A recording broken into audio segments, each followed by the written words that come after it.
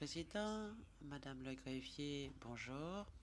Je vais vous demander de citer l'affaire-réponse. Bonjour, Madame et Messieurs les juges. Affaire IT 0588T, le procureur contre Voyadine Popovic et consorts. Le Président, merci beaucoup. Je salue toutes les personnes ici présentes. Je m'adresse à l'accusation et à la défense. Hier, nous avons décidé qu'il y avait trop d'accusés, trop de conseils pour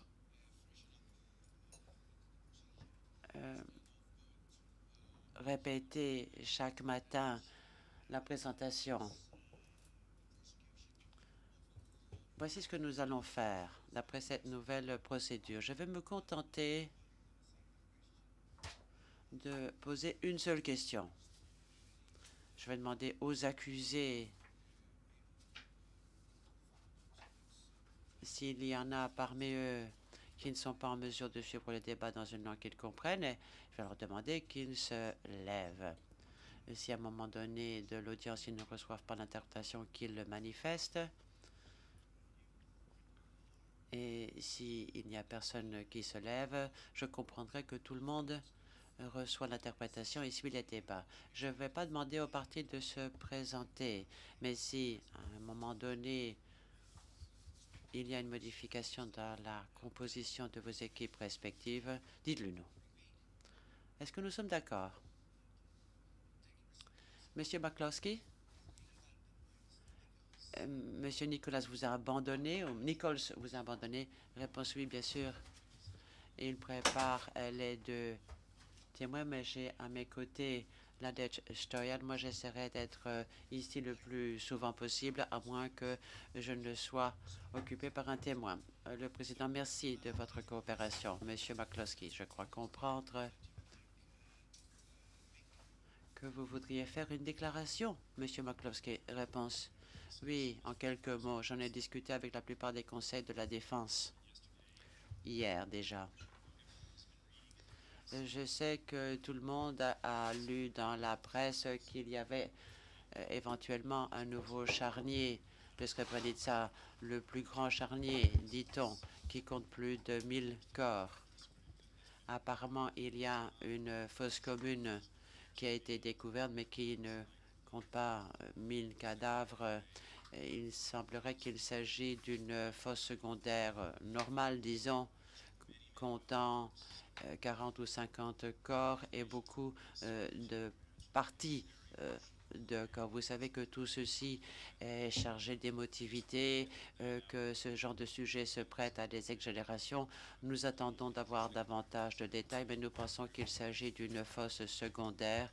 Il se peut que ce soit une fosse déjà reprise dans les éléments de preuve que nous avons. Si ce n'est pas le cas, nous allons bien sûr l'intégrer dans nos éléments de preuve. Nous aurons davantage d'informations plus tard, mais je ne voulais pas que quiconque pense qu'il y avait une nouvelle fosse commune comptant plus de 1000 corps.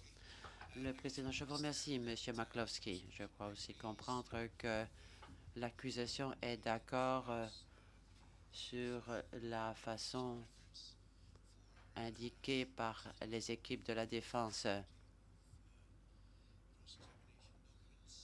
Pour ce qui est de la disponibilité des documents utilisés au contre-interrogatoire, réponse oui. Nous sommes d'accord, Monsieur le Président. Le Président, je vous remercie. J'espère qu'aujourd'hui, nous pourrons vous donner une décision qui s'inspirera de ce qui a été dit dans la décision Milutinovic. Enfin, et non des moindres, là, je m'adresse à Maître Nikolic. Je pense que vous savez que l'accusation vient de déposer des écritures concernant le témoin prévu demain. Et je suppose que vous n'avez pas de commentaire particulier à formuler, puisque ceci répond aux préoccupations que vous avez exprimées hier ou avant-hier. Est-ce exacte réponse? Oui, merci.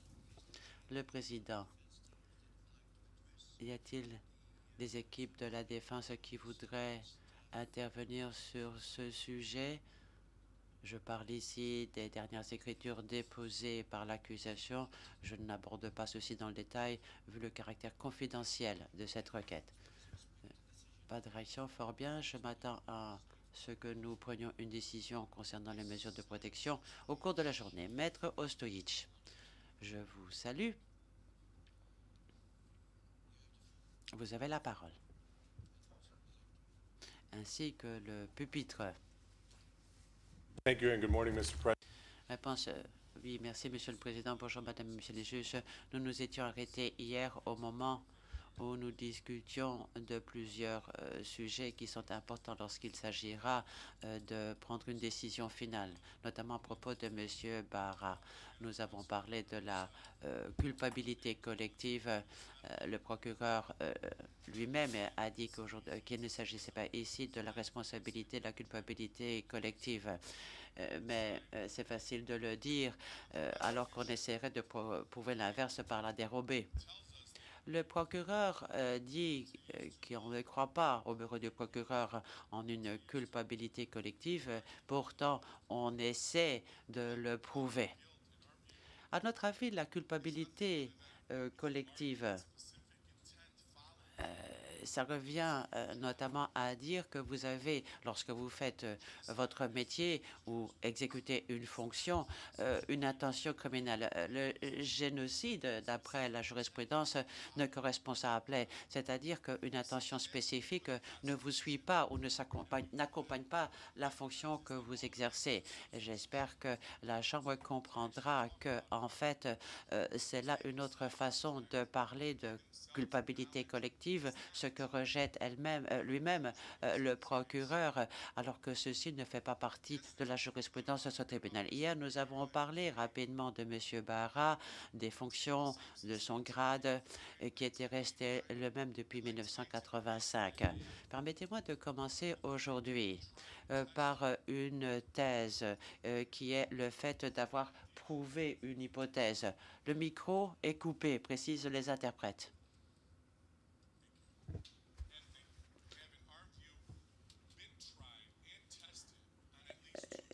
En fait, il y a déjà eu deux cas où cette thèse a été mise à l'épreuve. D'abord, dans le procès Kerstich, les avocats de M. Kerstich ont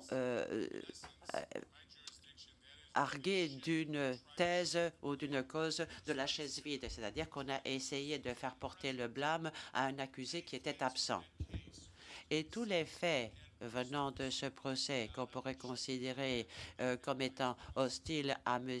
Béara devrait être examiné. Par exemple, il n'a pas eu le droit au contre-attentat et il a perdu la présomption d'innocence puisqu'il était absent. Cependant, en dépit des trois droits, de ces trois droits dont M. Béara dispose, l'accusation en l'espèce, sans relâche et de façon continue, a présenté des arguments hostiles à cette thèse de la relation double, où on a essayé de faire porter le blâme à un chef de la sécurité, au chef de l'unité chargée de la sécurité, en l'occurrence M. Béara. Et l'accusation a réussi à convaincre la Chambre, à juste titre, que ce n'était pas l'adjoint à la sécurité qui était coupable, mais que c'était bien le général Kerstich. Cette même thèse a été de nouveau examinée au niveau de l'appel, laquelle a, à juste titre, une fois de plus déterminé que ce n'était pas M. Béara, mais que c'était le général Kerstich qui était coupable. Monsieur McCloskey, je m'excuse de soulever une objection, mais vraiment, ce n'est pas un fait. Ni l'accusation, ni l'appel n'a eu cet avis. Le président, je crois que vous avez raison. Maître Ostojic, est-ce que je peux étoffer mon propos en réaction à ce qui vient d'être dit? Le président, oui, oui, mais soyez précis, s'il vous plaît, parce que je pense que l'intervention, l'objection soulevée par M. McCloskey est juste. Je pense que c'est mon avis et celui de mes collègues. Vous avez intérêt à être précis. Poursuivez. Réponse. Mais je pense que je suis précis, sauf le respect que je dois à l'accusation. Voyez la deuxième occasion où cette thèse a été mise à l'épreuve. Affaire Blagojevic, là précisément aussi, la défense a fait venir des témoins et ce n'est pas Monsieur Blagojevic. Nous connaissons toute cette historique et ce sont les avocats qui ont fait venir des témoins et ont essayé de faire porter le blâme par M. Brahma. Et tout d'un coup, nous avons des témoins à charge qui vont venir. Nous allons y revenir à ces témoins à charge dans quelques instants. Mais dans cette même affaire, je fais valoir, Monsieur le Président, que la Chambre Blagojevic a rejeté cette idée de cette relation doublement fonctionnelle. Ça a été rejeté en première et en deuxième instance. C'est Monsieur Blagojevic qui a été jugé coupable. Et je m'aventure à dire que M. Behara, il pourrait vraiment allumer un cierge à M. Blagojevic. Ou plutôt, qu'il ne peut pas le faire, qu'il ne peut pas être celui qui a tenu le cierge à M. Blagojevic. Il n'était que chef de la sécurité et que, en fait, il n'a pas commis de crime, il n'a pas participé à des crimes, il ne peut pas être considéré coupable d'aucun des crimes qui lui sont reprochés. Je vais parler de l'intégrité avec l'aide d'une séquence qui ne fait que 5 minutes. Quand on parle de l'intégrité, et j'étais fier de M. McCloskey lorsqu'il a dit que l'intégrité, ce n'est pas quelque chose qu'on peut ridiculiser. Je ne veux pas qu'on se moque de cette idée. Et dans la première partie, 30 secondes de cette séquence, vous le verrez. On vous voit, Monsieur le Président. La deuxième section concerne le réquisitoire Blagojevic. Écoutez bien le commentaire ou rappelez-vous ce que le procureur dit dans l'affaire Blagojevic et ce qu'il dit aujourd'hui. Durée de 4 minutes et je voudrais d'autant diffuser ceci que M. Blagojevic vient de faire une objection. Peut-on diffuser cette séquence? Le président, oui, M. McCloskey. Réponse. Je crois que là, c'est une approche, une démarche assez innovante à laquelle je fais objection.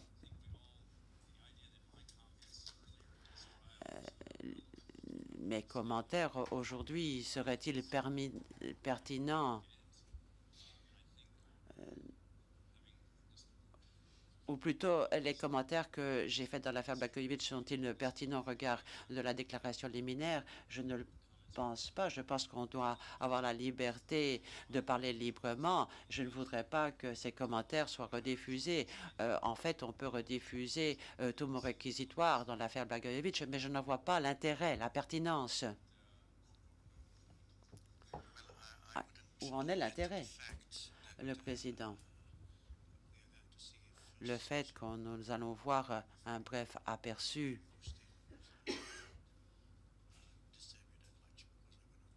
de ce réquisitoire ne doit pas revêtir d'autre importance, trop d'importance, ce que je l'interprète. Mais je pense qu'ici, ce qu'on cherche à faire, c'est juxtaposer ces propos-là avec ce que vous avez dit ici, dans ce procès, au cours de la déclaration liminaire. Si j'ai bien compris, Maître Ostojic, il veut mettre ses propos au regard de ce qu'était la position de l'accusation dans le procès Blagojevic.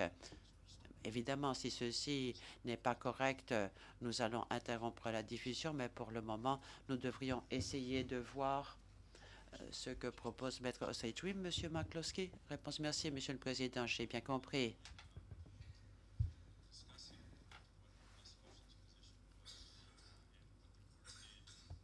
Pour ce qui est de la position de l'accusation et de la Chambre dans le procès Blagojevic, nous sommes tout à fait fiers de ce que nous avons fait et nous savons que la décision de la Chambre était empreinte de bon sens et de grande réflexion. Nous avons fait ce que le droit nous permettait de faire. Nous avions aussi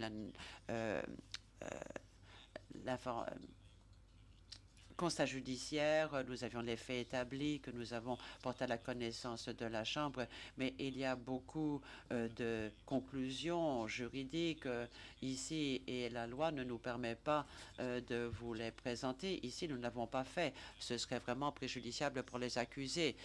Bon, effectivement, maintenant, si on entrouvre cette porte, ça peut devenir pertinent. Mais je ne veux pas qu'on revienne au procès Blagojevich. Le Président, nous allons d'abord voir cette séquence. Et en tant que de besoin, nous vous donnerons la parole. Monsieur Klowski, vous avez la parole, maître Ossoy de réponse. Merci. Je vais demander à la régie de diffuser cette séquence.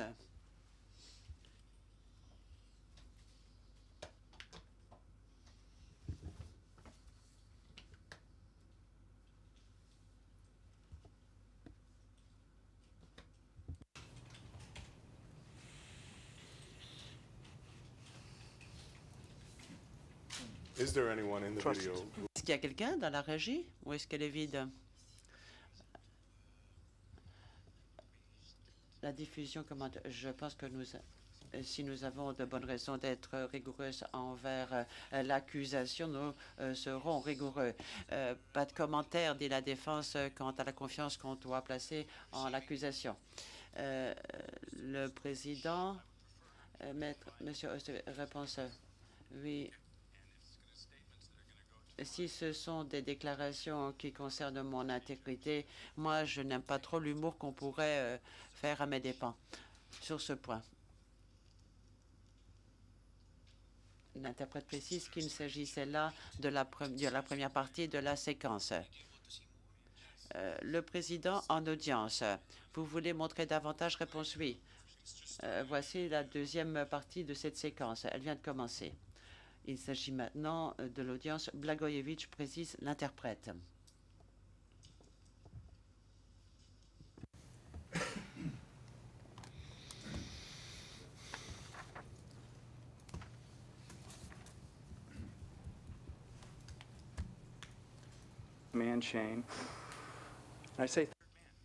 J'ai parlé du troisième homme. C'est Mladic, il y a Mladic, Krstić et Blagojevich. C'est comme ça que c'est. Il y a deux généraux et un colonel. Il y en a d'autres, mais ce sont là les commandants. Ce sont les personnalités clés. Nous avons Beara, nous avons Popovic, nous avons Nikolic, mais ceux-là, ce sont des officiers de l'état-major. Si on les accuse de génocide, c'est parce que les membres de l'état-major ou quelqu'un qui est chef de la sécurité, ce n'est pas une bonne besogne, une belle besogne, mais si on choisit cette sale besogne, c'est dans une intention spécifique et qu'elle vous suit, elle vous accompagne dans l'exercice de vos fonctions. C'est l'avis de l'accusation. Mais ce sont des officiers d'état-major. Le colonel Beara, il n'est pas à la hauteur de Blagojevich.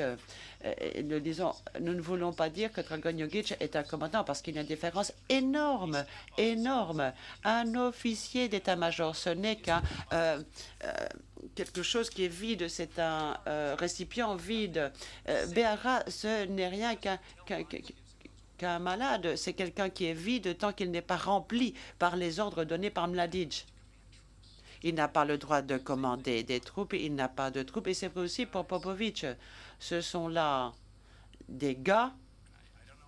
Mais je ne sais pas comment vous transmettre ce message. Mais dans le contexte militaire, ils n'ont même pas les mêmes fonctions qu'un commandant. Ils n'ont pas le pouvoir, ils n'ont pas l'autorité d'un commandant. Si j'ai le temps, je pourrais vous en donner quelques exemples. Mais il vous faut comprendre cela. Ce sont les commandants qui décident. Ce sont eux qui font la différence. Ce sont eux qui ont ces hommes. Et surtout au niveau des brigades. L'état-major principal, il a un régiment de protection. Il y a une unité qui doit protéger l'état-major. Il y a un détachement de sabotage qui a une mission. Donc, ils n'ont pas beaucoup d'hommes. Et il y en a moins encore au niveau du corps d'armée. Ils ont des petites sections, ils ont le génie, la 5e section, mais la brigade, elle a plus de 2000 hommes armés. Alors, le chef sait où est le terrain, il connaît les bases de logistique, mais c'est vraiment leur base première. Et les chefs de brigade, ce sont les principaux protagonistes. J'ai peine, je ne saurais trop insister sur ce principe. L'importance qu'ont les hommes de la brigade, les chefs, parce que ce sont eux qui meurent dans les tranchées. Et Blagojevic, il est là pour les protéger, pour protéger la ville dans un sens positif. Ce ne sont pas les Kerstich, les Mladic, les autres. Un commandant honorable, c'est celui qui prend la responsabilité quand les choses tournent mal. Bon, ça va, ils sont les chefs quand tout va bien, mais quand ça va mal aussi. On ne peut pas démoniser uniquement les officiers d'état-major. Fin de la séquence. Maître Stojic, je pense que ça s'arrête là. Dans notre déclaration liminaire, nous aimerions revenir sur certains des commentaires, surtout à la lumière de ce qui s'est dit ici ces 2 derniers jours. Nous ne voulons pas, bien sûr, perdre notre temps en vous montrant quelques-uns de ces éléments, mais c'est important d'en parler. Mardi dernier, on a parlé de l'intégrité, on a parlé de la nécessité de vous présenter certaines choses, mais il faut que l'honneur soit sauvegardé, soit maintenu. Et lorsqu'on attaque notre crédibilité, notre réputation, nous devons le faire, mais il faut aussi œuvrer d'arrache-pied pour maintenir ce niveau de confiance. Je voulais promets et je vous le promets, ce que je dis dans ma déclaration liminaire sera soutenu, étayé par les éléments que nous allons apporter, notamment à propos de l'incident de septembre 92. Nous vous le montrerons à l'accusation. Nous allons aussi vous expliquer ce qui s'est passé en septembre 93. Mais je crois que ces mêmes normes doivent être appliquées et encore plus par l'accusation, c'est elle qui a la charge de la preuve. La cause que défend l'accusation ne doit pas changer d'un jour à l'autre, d'un témoin à l'autre. Notre client, M. Béara, a le droit d'avoir un procès à lui tout seul, qui porte sur lui, pas en raison de la jonction d'instance, mais en raison des faits tels qu'ils sont. L'accusation dans un prétoire ne peut pas avancer que quelqu'un est responsable et puis venir dans un autre prétoire et dire que c'est quelqu'un d'autre qui est responsable. Lui il le croit et les éléments de preuve le prouveront. On ne peut pas faire porter le blâme à un mauvais officier d'état-major. Il dit qu'il va en apporter la preuve, mais nous, on dit qu'on ne peut pas accuser un officier d'état-major. Nous disons aussi qu'il n'y a aucun élément de preuve qui en attestera. L'accusation dit que les ordres découlent du haut, mais il n'y a aucune jurisprudence, aucune armée militaire dans ce monde qui autorise d'un clin d'œil quelqu'un à exécuter un ordre. Le procureur disait il y a quelques années, comme l'a dit, j'avais donné un ordre à M. Barra. Mais où est cette preuve? On l'a vu hier. Est-ce qu'il l'a présenté hier dans son dossier concernant M. Barra? Non. Nous n'avons aucune preuve, je vous l'assure, de ce que Mladic aurait ordonné à Béara de tuer ou de transférer un seul musulman de Srebrenica en 1995. Les meilleurs témoins de l'accusation viendront et ils vont vous donner une version quelque peu différente. Ça dépendra du jour où il viendra déposer. Et il vous dira qui a son avis à donner des instructions à M. Béara. Lorsqu'il viendra, ce témoin, ou lorsque M. McCloskey va faire venir certains de ces témoins qu'il disait effrontés, des menteurs effrontés, eh bien, vous verrez que ces témoins sont vraiment très peu dignes de foi. Et je pense, alors est-ce que ceci a été prouvé? L'accusation aurait aisément pu dire, nous croyons que la défense a peut-être eu raison dans ce qu'elle a dit dans ses autres procès, mais que l'accusation avait suffisamment d'éléments de preuve venant de Blagojevic. Ils ont décidé de ne pas le faire. Ils ont décidé de dire à la Chambre que la thèse du génocide qu'ils défendaient était précise, avec une intention précise qu'avaient les officiers de l'état-major au niveau de l'unité de sécurité. C'est ce qu'ils ont dit, que ceci faisait partie de la fonction. Béara était officier d'état-major. Il travaillait à la sécurité, mais il travaillait depuis 10 ans, au moins, avant Srebrenica. Est-ce que cette intention l'a suivi dès 1985? Ceci ne tient pas la route. Ça n'existe pas. À moins qu'il n'y ait une culpabilité collective. Il faut examiner les éléments de preuve précis concernant M. Béara. Regardez ce que fait l'accusation. Elle travaille à ce procès depuis 8, sinon 10 ans. Il y a les conversations interceptées, il y a les témoins, les documents, les faits. Il y a 2 ans, ils ont dit à une chambre de ce tribunal, ce n'était pas vous, madame et messieurs les juges, que ceci découlait, que l'intention spécifique découlait de la fonction et arrive sur la tête de certaines personnes. Nous ne sommes pas de cet avis. Nous estimons que l'accusation ne va pas s'acquitter de la charge de la preuve. Nous estimons qu'il n'y a aucune intention spécifique de M. Béara. Et tous ces massacres, toutes ces tragédies de Srebrenica en 1995, ne concerne pas M. Béara. Nous avons beaucoup de témoins qui ont déjà déposé, qui ont été contre-interrogés, qui ont reçu des questions supplémentaires, qui ont fourni plusieurs déclarations préalables. Tout ceci a déjà été fait. Et j'ai essayé de vous donner un aperçu de ce qu'a dit l'accusation à l'encontre de ces simples officiers d'état-major. J'ai contesté et je m'attends à ce que ceci, moi aussi, je fasse l'objet de contestation lorsqu'on affirme, comme l'a dit, j'ai donné un ordre. Ce n'est pas à moi d'apporter la preuve. Ce n'est pas à mon travail de le faire. C'est l'accusation qui doit le faire. Est-ce que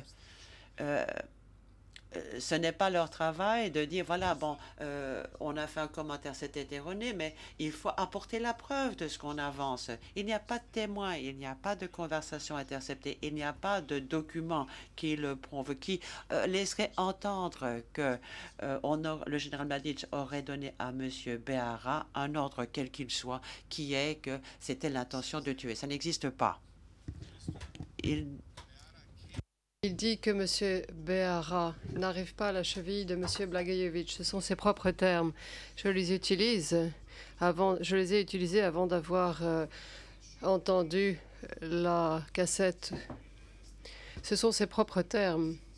Et ceci devrait s'appliquer et devrait avoir trait à l'intégrité et à l'honnêteté pendant tout le processus. Ce n'est pas quelque chose que l'on fait ressortir, c'est quelque chose qui s'applique à l'ensemble de ce processus. Je crois que c'est ce que signifie le terme d'intégrité et de moralité. Je crois que c'est ce que nous allons tenter de présenter à cette Chambre. Nous n'allons malheureusement pas pouvoir en parler au début du procès, car c'est un procès qui va durer longtemps. Nous savons que ce procès souhaite faire preuve d'objectivité et que les juges de la Chambre souhaitent entendre tous les moyens de preuve avant de rendre leur décision. Je dis ceci avec tout le respect que je vous dois, mais il est difficile de le faire quand quelqu'un présente sa thèse que nous jugeons non justifiée sur un plan juridique, inappropriée, injustifiée, inadéquat. Et nous reviendrons pour réfuter ou contredire cette thèse. Par conséquent, nous ne souhaitons pas qu'une année s'écoule. C'est la raison pour laquelle nous en parlons dans nos déclarations liminaires. Et nous espérons présenter notre thèse et nous espérons non seulement contredire, mais réfuter les moyens de preuve que l'accusation prétend avoir contre M. Béara. Autre chapitre que je souhaite aborder avec vous, Madame, Monsieur les juges, c'est ce que Madame le procureur a dit lundi, et elle a tout à fait raison. Enlevez cela. Elle a raison, mais elle a parlé du 14 juillet de cette année. Je ne sais pas si ceci a été consigné au compte-rendu, mais je l'ai entendu moi-même. Il serait peut-être nécessaire de vérifier lorsque nous nous sommes opposés au fait qu'elle donne sa déclaration liminaire, qu'elle fasse sa déclaration liminaire. Le 14, elle s'est levée et elle a dit les faits, simplement les faits. C'est une belle phrase, les faits, simplement les faits. J'ai écouté sa déclaration liminaire lundi, j'ai écouté ses conclusions. Elle a conclu qu'il y avait eu génocide. Elle a conclu qui étaient les coupables d'après elle. le procureur fait les mêmes choses et en déduit des conclusions. Il ne s'agissait pas de faits, il s'agissait de conclusions. Madame, Messieurs les juges, avec tout le respect que je vous dois, vous parviendrez à ces conclusions une fois que nous vous aurons remis les faits nécessaires, de façon à ce que vous disposiez de tous les éléments d'information. Tel est notre rôle et je vous promets que nous vous présenterons les faits qui exonéreront M. Béhara. Quels sont ces faits? Simplement ces faits. Nous les avons abordés rapidement. Donc, nous avons abordé quelques-uns de ces faits hier après-midi. Et nous pensons que si la Chambre analyse ces faits comme il se doit, avec objectivité et honnêteté, M. Béhara ne sera pas jugé coupable. Ces faits ne sont pas contestés. Certains ne sont peut-être pas contestés, et néanmoins d'autres le sont. Quels sont ces faits? Qu'il était non seulement un officier d'état-major, mais simplement un officier d'état-major, ce M. Béhara, d'après les propos du procureur. M. Béhara n'avait pas d'homme sous ses ordres, il ne dirigeait personne et il ne commandait personne. Cela est un fait, c'est quelque chose qui ne peut pas être réfuté ou contredit. Lyubisha Béhara n'était pas un membre, je cite, d'un cercle de proches. C'est quelque chose qui a été présenté, un terme utilisé par le procureur dans le mémoire préalable au procès. Monsieur le Président, je suis presque sûr que ce terme figure dans leur mémoire préalable. Je crois qu'il est...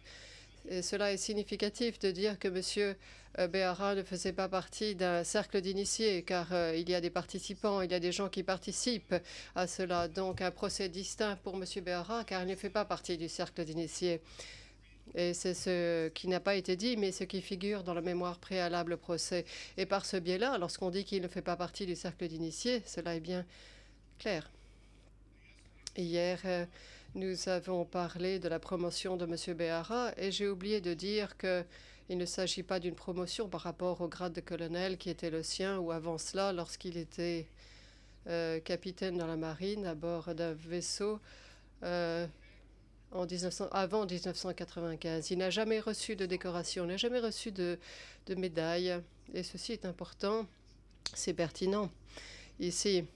Et important pour la thèse de la défense. Et les faits dans cette affaire, les faits incontestés, il était isolé, il était détaché, séparé des autres pendant les événements de Srebrenica en 1995. M. Béhara n'avait pas le pouvoir de commander ni de diriger des subordonnés, des hommes, des soldats. M. Béhara n'avait pas le pouvoir de commander ou de diriger le personnel militaire ou des hommes qui auraient été ses subordonnés. Autre chose, nous allons voir des vidéos, des images. Est-ce que M. Béhara a participé à ce que le procureur a indiqué hier, des réunions importantes? Les moyens de preuve montreront en toute objectivité et de façon tout à fait unanime qu'il n'a participé à aucune réunion importante ou pertinente. Il n'a pas assisté et il n'a pas été invité non plus à participer à de telles réunions. Vous allez peut-être vous poser la question, vous le savez peut-être. Mesdames, Messieurs les juges, de quoi s'agissait-il? Quelles étaient ces réunions? Le procureur en a parlé brièvement hier. Les réunions du 11 et 12 juillet 1995 à l'hôtel Fontana. Ce sont des faits. En regardant ces vidéos, pour ce qui est de M. Béhara, il n'a pas assisté, il n'était pas présent, il n'a pas pris part, il n'a jamais été convoqué à ces réunions et rien dans les éléments de preuve n'indique qu'il a été tenu au courant de la teneur de ces réunions. Il y a eu 3 réunions, pas une, mais 3. Et le procureur également a abordé la question d'une réunion qui se serait tenue avant la réunion dont il a été question auparavant, avec les représentants des Nations Unies et du Dutchbat. Cela s'est passé le matin du 12 juillet 1995. Encore une fois, M. Beara n'a pas été convoqué, n'a pas assisté à cette réunion et aucun élément de preuve ne semble indiquer qu'il a été tenu au courant de ce qui s'est passé au cours de cette réunion. Le fait qu'il n'ait pas assisté, qu'il n'ait pas été, d'après nous, confirme qu'il n'avait aucune connaissance des crimes qui sont allégués et qui se sont produits à Srebrenica en 1995. Le fait qu'il n'ait pas assisté, le fait qu'il n'ait pas pris part à ces réunions indique et confirme qu'il n'avait pas seulement aucune connaissance des crimes, mais qu'il n'avait pas de connaissance non plus d'un plan, semble-t-il, qui aurait été orchestré par d'autres.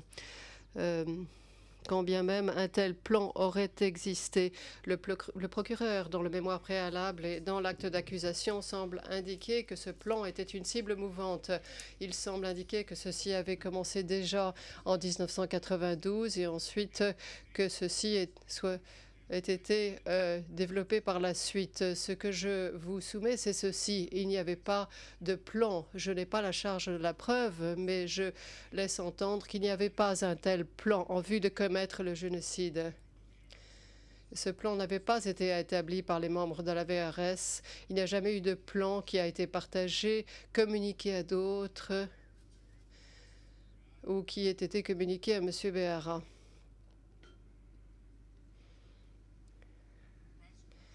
L'accusation dit, je crois, que M. Beara était une coquille vide, un bateau abandonné au milieu de la mer, tout à fait isolé. Il y a 2 ans, après 8 ans de recherche, d'audition de témoins, de recherche et de travail, comme l'indiquera M. Ruiz la semaine prochaine lorsqu'il viendra témoigner, qu'il y a 2 personnes qui, d'après M. Ruiz, connaissent mieux l'affaire Srebrenica que quiconque. Bien évidemment, c'est M.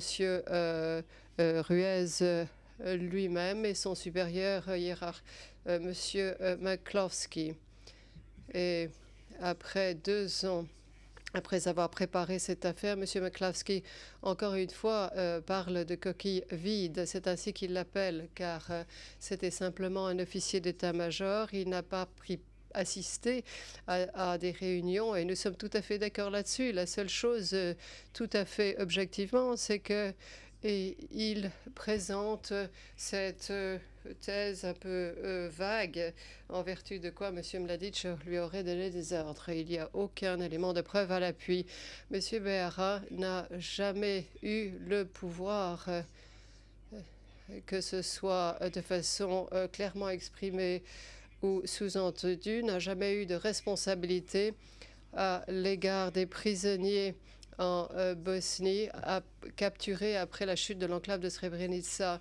M. Beara n'avait pas le pouvoir ni l'autorité lui permettant d'organiser, de faciliter, de coordonner ou d'assurer le transport des musulmans en Bosnie après la chute de l'enclave de Srebrenica.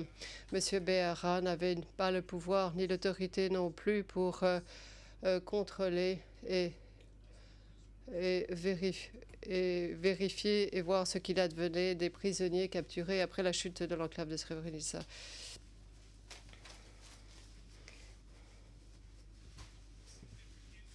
C'est important lorsque le procureur nous dit que c'est une coquille vide. C'est important lorsque le procureur nous dit que M. Beara ne peut pas ou n'arrive pas à la cheville de M. Blagojevic. C'est important si, à la lumière des éléments de preuve, en regardant chaque document l'un après l'autre, comment ceci est-il en faveur de M. Beara? Ce que je vous soumets, c'est les documents dans lesquels son nom ne figure pas. Sont là simplement pour l'exonérer parce qu'il n'a pas pris part à cela. Il n'était pas présent et aucun élément de preuve, contrairement à ce que dit l'accusation il y a un jour, qui permet d'établir des liens. Au chapitre 3, on parle du lien qu'il y a. Il semble avoir il semble qu'il y ait quelques conversations téléphoniques interceptées. Nous en avons parlé brièvement. Je sais, Madame, Monsieur les juges, que vous allez les écouter. Écoutez-les attentivement.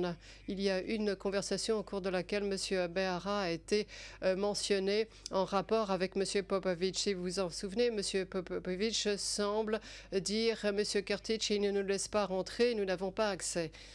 Et il n'y a plus d'une explication raisonnable à proposer ici à propos de ces faits qui sont allégués. Il y a plusieurs raisons que l'on peut donner et je crois qu'on peut en déduire que ceci est en faveur de l'accusé. C'est l'interprétation que nous jugeons raisonnable ici. Et c'est l'idée que je vous soumets. Je pense qu'il y a des explications plausibles et raisonnables pour ces conversations téléphoniques interceptées.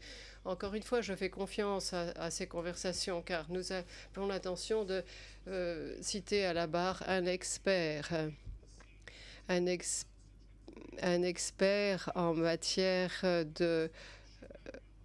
d'enregistrement de conversations téléphoniques. Nous estimons que ces conversations ne devraient pas être autorisées, ne requièrent pas la crédibilité nécessaire dans une procédure pénale et nous allons rejeter la plupart de ces conversations téléphoniques interceptées. Je sais que je suis en train d'anticiper un petit peu, mais je sais que l'expert que nous allons faire venir va parler des failles et des défauts de ce type d'enregistrement.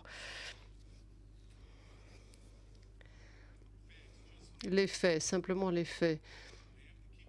Je dois me rappeler sans cesse de cela, car Madame le procureur en a parlé, et nous, comme nous le faisons quelquefois, nous apprenons de ce que nous entendons et nous passons à autre chose. Le fait est qu'il y aura un certain nombre de témoins qui vont venir à la barre ici. J'ai essayé de les classer dans différentes catégories et des sous-catégories. Une catégorie de témoins que j'ai trouvé plus facile à comprendre, c'est la catégorie de ce qu'on appelle les initiés. C'est un fait qu'il y a des témoins, je crois que l'accusation a utilisé le terme, sont des initiés. Et d'après moi, il y a deux sous-catégories dans ce groupe de témoins appelés initiés. One moment, you switched off your mic. Le président, vous avez éteint votre microphone. Maître Stojic, oui. Par un simple geste. Alors, la sous-catégorie de ce que j'appelle initiés sont les témoins qui pensent que la fin justifie les moyens. Et en somme, ils ont un résultat et l'ensemble de leurs tâches consiste à terme à obtenir, à créer, à fabriquer des moyens de preuve pour arriver à ce résultat. Et la fin ne justifie pas les moyens, bien que certains témoins, comme vous le verrez, pensent que ceci est tout à fait exact. Qui sont ces témoins? Si nous les regardons à titre d'exemple, il y en a un grand nombre. Et parce que je n'ai pas beaucoup de temps, je vais en parler de certains d'entre eux. Monsieur Ruiz est l'un d'entre eux. Monsieur Ruiz dit il nous dit que c'était le premier enquêteur à se rendre à Srebrenica. Ça fait 8 ans qu'il travaille à cela. Monsieur Ruiz n'a jamais essayé d'obtenir des éléments d'information critiques des organes de sécurité tels que les notes prises au quotidien par Monsieur Behara pour examiner de façon exhaustive quelle aurait été sa participation. Il a simplement tiré des conclusions, comme l'a fait Madame le procureur lorsqu'elle nous a l'a fait dans sa déclaration liminaire. Monsieur Ruiz n'est pas un expert. Son enquête n'est pas plus, avec tout le respect que je dois, qu'un seul point de vue vu sous l'angle de la thèse de l'accusation, étant donné que c'était le procureur principal ici. Et il parle de son point de vue et celui de la culpabilité collective. Nous espérons que ceci pourra être prouvé. Un autre témoin qui vient à l'esprit, c'est qui applique la même chose, à savoir le fait justifier les moyens, est un autre initié qui a déjà entendu par le bureau du procureur. C'est un analyste militaire, Richard Butler. Les moyens de preuve montreront que Richard Butler a quitté les Nations Unies et ce tribunal et travaille pour un gouvernement qui maltraite les prisonniers de guerre et fait fi du droit international régissant les droits de l'homme. D'après nous, cela est très significatif et très significatif égard à la moralité, la moralité de quelqu'un, l'intégralité de la moralité de quelqu'un qui prétend défendre les droits de l'homme et protéger les droits de l'homme. Et ensuite, le lendemain, travaille pour un gouvernement qui fait fi de ses droits. Nos militaires, le président, M. Sedic, s'il vous plaît, si vous voulez en parler avec M. Battle et le confronter directement, vous pourrez le faire en sa présence. Maître Stojic, tout à fait, avec le respect que je vous dois. Mais lorsque M. McCloskey a utilisé un terme péjoratif à propos de mon client il y a 2 ans, je propose que quelqu'un lui dise la même chose. With Mr. Butler. Fair enough, Your Honor. Okay. Our military expert Qu'ils évitent lui-même de tenir des propos du style c'est un malade et que l'on puisse également le confronter directement lorsqu'il dit cela, le président. Nous parlons de M. Battle pour l'instant. Maître Stojic, bon, d'accord, Monsieur le Président, un expert militaire, M. Battle, on verra que dans l'affaire Kartic et dans la Chambre d'appel, il y avait effectivement un certain nombre de défauts dans tout cela. Ce sont des faits, simplement les faits. Le deuxième groupe, ou sous-catégorie de témoins, utilise des informations par simple commodité. C'est comme une marchandise qu'ils vendent ou qu'ils partagent avec nous, par exemple, pour essayer de réduire une peine de prison. Et quelque chose qui relèveront de la culpabilité. Ces témoins, si vous me le permettez, je ne vais pas les attaquer, le Président. Écoutez, je ne sais pas de qui vous voulez parler, pour autant que vous ne soyez pas en train de violer les mesures de protection qui ont déjà été adoptées par la Chambre. Vous pouvez poursuivre. Je ne sais pas de qui vous voulez parler. S'il s'agit de témoins protégés, Maître Stojic, écoutez, ce sont des témoins qui sont déjà connus et qui ont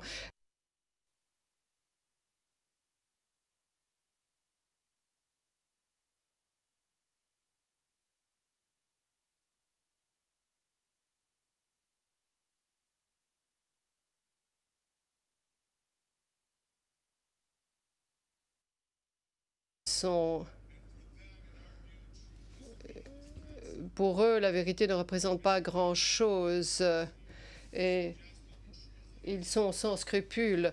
Et nous pensons que la vérité n'est pas un marché.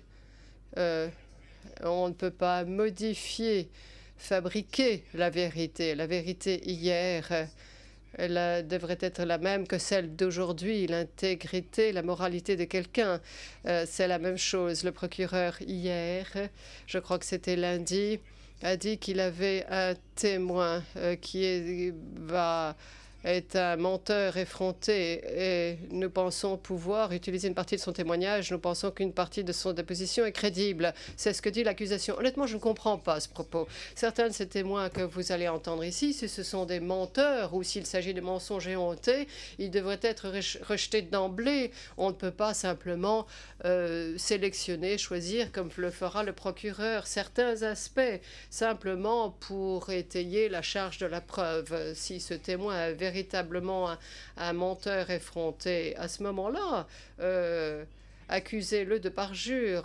Et si il s'agit de mensonges éhontés, à ce moment-là, évitez de citer à la barre un tel témoin. Ces témoins que j'appelle sont simplement des représentants commerciaux et vendent des biens. Et non seulement ils mentent, et ils manipulent les éléments de preuve, ils sont parjure, et ils utilisent tout ceci pour confirmer leurs mensonges avec d'autres mensonges. Vous verrez ceci d'après un certain nombre de témoins que j'ai cités ici.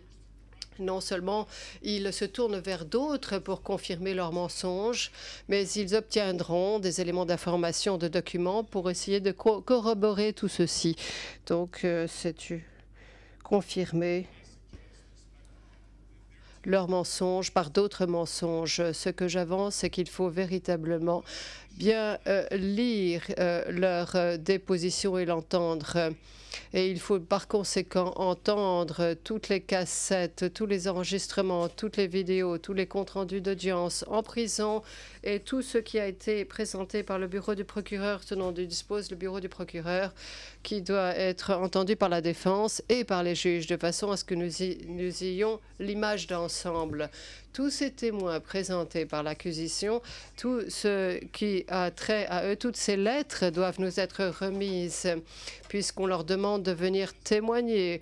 On leur a dit qu'ils pourront venir témoigner contre les accusés. Toute cette correspondance, nous aimerions pouvoir en disposer, car si vous nous aidez ici, nous allons vous aider là. C'est cela que je veux dire. Il y a un exemple particulièrement criant qui me vient à l'esprit. Mr. Deronich. Monsieur Deronich. Et Monsieur Deronich a avoué.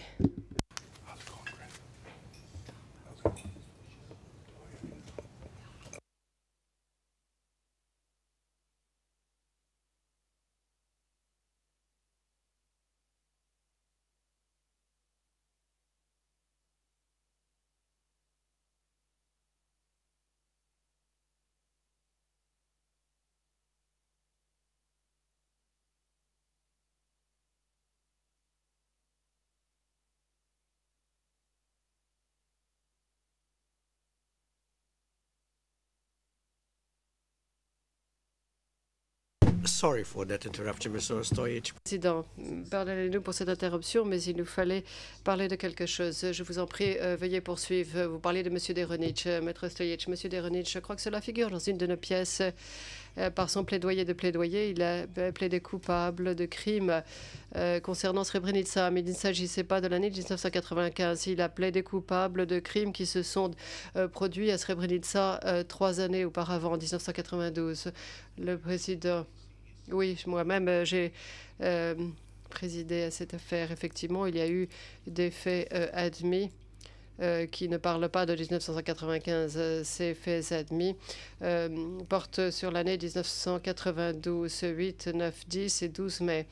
Et les événements qui ont précédé la prise de contrôle de Srebrenica en avril, mais pas au-delà de cette date. Maître Stojic, merci, Monsieur le Président. Je crois que je suis d'accord avec vous. Je sais que je suis d'accord avec vous parce que c'est ce que j'ai dit. Ces faits ne s'appliquent pas à l'année 1995. Ce plaidoyer de culpabilité ne s'applique pas à ces dates-là. Et il s'agit de témoins qui sont des témoins qui se servent d'éléments d'information comme une marchandise. Ce témoin en particulier, s'il y avait quelqu'un qui avait exercé une certaine autorité ou qui était investi d'une certaine autorité et qui pouvait contrôler ou modifier la situation à Srebrenica en 1995, d'après nous, les moyens de preuve indiquent que c'était bien M. Deronich. Il a reçu un ordre tout à fait clair, des instructions tout à fait claires de M. Karadzic, lui disant qu'il était responsable de la population civile et militaire. On lui a demandé de protéger la population civile de Srebrenica. Le procureur a pris une décision et a décidé de ne pas accuser quelqu'un à Srebrenica. Ils ne l'ont pas fait et le cite en tant que témoin. Je crois que M. McCloskey, les faits ne sont pas représentés correctement ici. M. Deronich n'a pas été responsable, n'avait pas une position de responsabilité au sein de l'armée. Maître Stojic, Monsieur le Président, permettez-moi de répondre. Le Président, je vous en prie, mais nous connaissons les faits. Maître Stojic, écoutez, je ne m'oppose pas, mais pour ce qui est de la déclaration liminaire, je m'oppose à tout ce que M. McCloskey a dit dans sa déclaration. C'est mon intégrité qui est en jeu. Moi, je souhaite être tenu pour responsable et je souhaite qu'eux soient tenus pour responsables de ce qu'ils avancent. Il y a des moyens de preuve ici. Le Président, je vous en prie, poursuivez. Et nous allons parler de Deronich le moment venu. Rappelez-vous simplement qu'il a plaidé coupable de l'attaque de Glogova. Et il a simplement plaidé coupable de cela. Maître Stojic, oui, je me souviens de cela, mais si vous regardez de près sa participation par rapport à la participation de M. Béhar en 1995, ou non-participation en 1995, le fait qu'il ait assisté à des réunions en 1995 et le fait que M. Béara n'ait pas assisté à des réunions en 1995, à ce moment-là, je crois que les choses deviennent plus claires. Il y a une autre catégorie de témoins qui indiqueront au cours de ce procès, qui sont ceux qui nous permettent de nous donner des indices. Ce sont des gens qui pourront nous donner des indices. Autrement dit, ce sont des témoins ou des personnes qui montrent du doigt la personne et disent que l'accusé est coupable. À la lecture de certaines déclarations dans d'autres cas, ce qu'ils font, ils déplacent la responsabilité qui est reposée sur leurs épaules et la culpabilité qui est la leur et leur responsabilité pénale, compte tenu du poste qu'ils occupaient, leur niveau de participation, le fait qu'ils aient assisté au crime de Srebrenica en 1995 et participé à ces événements. En fait, ces personnes qui nous donnent des indices sont sans doute les mêmes personnes qui vendent des informations et qui vendent ces faits comme une marchandise. C'est la même chose lorsqu'on parle de la non-participation aux réunions à l'hôtel Fontana. Si vous écoutez ces éléments avec beaucoup d'attention, vous constaterez que les témoins avaient différents niveaux de compréhension au point de vue sur ce qui s'est passé. En particulier, M. Nikolic, qui dès le 12 juillet, semble-t-il, aurait entendu ou vu M. Karadzic faire un geste. Le général Mladic, pardonnez-moi, a fait un geste et a dit que tous les musulmans devaient être tués. Et vous comparez cela avec un autre témoin qui montre du doigt l'accusé, comme M. Béara, et lui dit « il est venu en secret ». Et il est tard le soir, en état d'ébriété, et il m'a dit qu'il avait reçu un ordre, semble-t-il, venant d'en haut. Ce témoin-là, ces gens qui montrent du doigt, nous allons essayer, avec l'autorisation des juges de la Chambre, d'examiner tout ceci. Nous allons voir quelle était, au bout du compte, leur propre participation à tout ceci, et voir s'ils sont crédibles lorsqu'ils tentent d'attaquer ou d'englober d'autres personnes dans ce réseau ou cette toile de culpabilité collective que tente de tisser l'accusation. Il s'agit simplement de cacher et de dissimuler leur propre responsabilité pénale. C'est ce qu'ils font. Et le fait est que M. Béara n'a été investi d'aucun pouvoir, ni d'aucune autorité, d'aucun commandant à aucun moment. Et il a été... ne s'est pas trouvé là au moment des activités sur le champ de bataille. Il a été détaché, écarté, si je peux dire, malheureusement, de ces événements qui se sont déroulés à Srebrenica en 1995. Les moyens de preuve le montreront par l'intermédiaire de nos témoins, des témoins de l'accusation, que M. Béara, à tout moment, n'a pas participé et n'avait aucune connaissance de ce plan présumé, ni la mise en œuvre de ce plan, ni les crimes qui se sont produits. Il n'a pas été promu, il n'a fait partie du cercle d'initiés. Il n'a assisté à aucune réunion importante et il n'avait aucun commandement ou contrôle ou autorité sur quiconque. Et il n'a pas reçu d'ordre clair et net, ni d'instruction, de communication lui donnant de tels pouvoirs.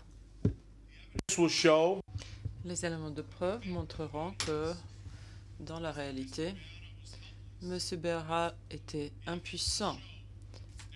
Et les éléments de preuve montreront qu'il a été aussi impuissant que le personnel des troupes néerlandaises de l'ONU, qui a vu ce qui s'est passé, qui pouvait l'observer de temps en temps, mais n'a rien pu faire afin de l'empêcher, arrêter ou faire cesser les crimes horribles qui se produisaient. Et dans plusieurs articles, j'ai entendu parler de ce terme coquille vide lorsqu'il parle des gens comme ceux qui faisaient partie du bataillon néerlandais de l'ONU ou le personnel néerlandais de l'ONU qui étaient incapables de faire quoi que ce soit afin d'empêcher un tel crime. Et nous considérons que M. Béara était tout aussi impuissant. Compte tenu de son éducation, de sa carrière, de son expérience de travail, de ses disputes avec les Serbes et l'aspect politique serbe en 92 et 93, et vous allez entendre également ce qui s'est passé en août 95, le 16 août notamment. Compte tenu de tout cela, compte tenu le manque de tout document des entretiens interceptés ou des témoins crédibles et honnêtes, des témoins qui n'essaient pas de vendre quelque chose ni d'obtenir quelque chose, il ne faut pas s'étonner pourquoi M. Béara était impuissant, n'avait pas de pouvoir ni d'autorité. Et à notre avis, les éléments de preuve montreront que M. Béara n'est pas coupable.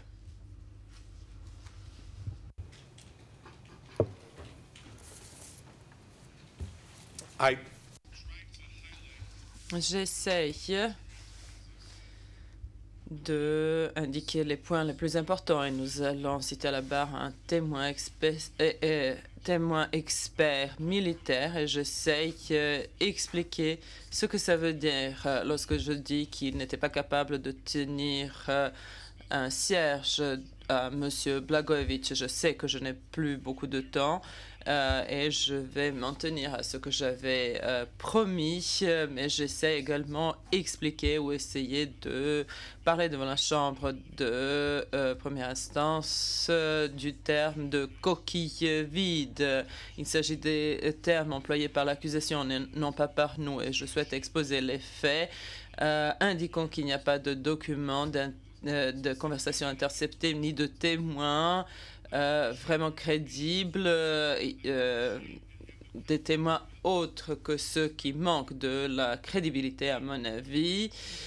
Et lorsqu'ils montrent du doigt quelqu'un d'autre ou lorsqu'ils essayent d'impliquer quelqu'un d'autre, ils le font en suivant la logique. La fin justifie les moyens. Et nous allons essayer de montrer à cette chambre de première instance qu'il y a environ un an, ceci s'est passé à l'égard de M. Béara. Et merci de votre patience, merci de votre confiance. Je sais que vous savez quelles sont vos responsabilités et nous allons nous en tenir à ce qui se dit dans ce prétoire. Le procureur a dit que d'après l'accusation, cette intention spécifique fait partie de votre travail. Or, ceci n'est pas le cas. Il faut se fier à ce que dit l'accusation lorsqu'il dit que M. Béara ne pouvait pas tenir la bougie de M. Blagojevic. Et puis, il faut se fier aux promesses que j'ai faites par rapport à certains de nos témoins et par rapport aux éléments de preuve qui vont être présentés par nous dans les mois à venir. Le Président, une question avant que vous ne rasseyez, Maître Stojic. Il y a quelques minutes, vous avez mentionné un événement en date du 16 août 95. De quel événement est-ce que vous parlez? Car, à mon avis, nous n'avons aucun indice à ce sujet. Maître Ostojic, bien sûr, c'est une question importante. Je